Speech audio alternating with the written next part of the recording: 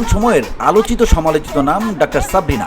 পেশায় চিকিৎসক হলেও আকর্ষণীয় সাজগোজে ছবি ভিডিও প্রকাশের জন্য বেশ আলোচিত তিনি। বিভিন্ন সময় তার নানা ইন্টারভিউ বেশ ভাইরাল হয়েছে সামাজিক যোগাযোগ মাধ্যমে। শুধু তাই নয়, শোবিজের নানা অনুষ্ঠানেও ইদানিং তাকে দেখা যায়। এদিকে সম্প্রতি রাজনীতিতে যুক্ত হয়েছেন ডাক্তার সাবরিনা। জিয়া সাংস্কৃতিক সংগঠন জিসাসের কেন্দ্রীয় নেতাদের উপস্থিতিতে তাকে জিসাস কেন্দ্রীয় কমিটির যুগ্ম সাধারণ সম্পাদক ঘোষণা করা হয়।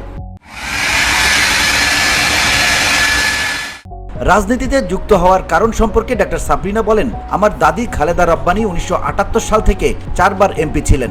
আমার চাচা রেজা হোসেন দিনাজপুর 1 আসনে বিএনপির দলীয় এমপি ছিলেন। সেই ধারাবাহিকতায় আমার বিএনপির রাজনীতির সঙ্গে যুক্ত হওয়া। কিন্তু জানেন, ইদানিং ডার্মাটোলজিস্টরা বলে, সাবরিনা বলেন, এর আগে আমি সরকারি চাকরি করতাম, যে কারণে রাজনীতি করার সুযোগ ছিল না। এখন আমি কিছু কাজ করছি, একটা প্ল্যাটফর্ম খুঁজছি মানুষের জন্য কাজ করার জন্য, তাই জিসাসে যুক্ত হয়েছি। চুল ভেজালে চুলের গোড়া নরম হয়ে যায়, যার ফলে চুল বেশি। বিগত আওয়ামী লীগ সরকারের ওপর ক্ষোভ প্রকাশ করে সাবরিনা বলেন, আমার নামে মিথ্যা মামলা দেওয়া হয়েছে, আমার ইমেজ নষ্ট করা হয়েছে, আমার জুনিয়রদের প্রমোশন হয়েছে, আমার হয়নি। নিয়মিত প্রমোশন হলে এখন আমি সহযোগী অধ্যাপক হিসেবে থাকার কথা। মানুষের জন্য কাজ করে নিজেকে প্রস্তুত করে আগামীতে জনপ্রতিনিধি হতে চাই। ধুলো, ময়লা ও ক্ষতিকর ধূলিকণা থেকে নিমিষেই মুক্তি দেয় চৌধুরী এয়ার পিউরিফায়ার। এর শক্তিশালী সাকশন ঘরের কোনায় কোনায় লুকিয়ে থাকা সকল ধুলা টেনে ফিল্টার করে এবং বের করে আনে নির্মল ও স্বাস্থ্যকর হাওয়া।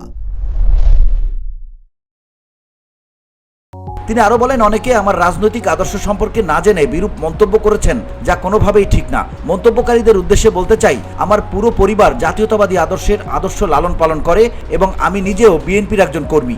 অন্যের ব্যাপারে মিথ্যা সমালোচনা না করে দেশকে কিভাবে এগিয়ে নেওয়া যায় সেই লক্ষ্যে সবাই মিলেমিশে কাজ করাটাই উত্তম। VOD Bangla news desk.